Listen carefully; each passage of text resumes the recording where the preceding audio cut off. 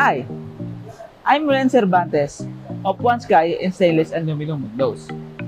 So today, ipapakita ko sa inyo ang bagong hardware features ng 900 series aluminum windows, which is yung automatic flash lock.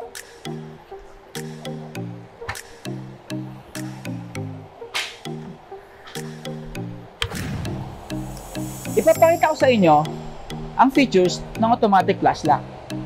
Hindi katulad ng mga unang flash lock, kapag isasara mo ang bintana mo, kailangan mo pang pindutin para mag-lock. Then kailangan mo siyang iangat kung gusto mo siyang buksan. Hindi katulad ng automatic flash lock, ang kailangan mo lang ay itulak ito, then pag narinig mo na yung click, automatic nakalock na siya. From the word itself, automatic flash lock. Ito yung unang flash lock. Ang disadvantage nito, kailangan mo pa siyang iangat para mag-lock. Then itutulak mo po ba para mag-unlock.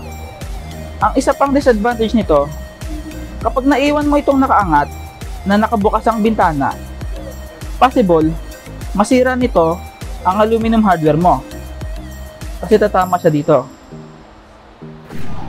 Ang automatic flash lock ay built-in sa 900 series 3 tracks.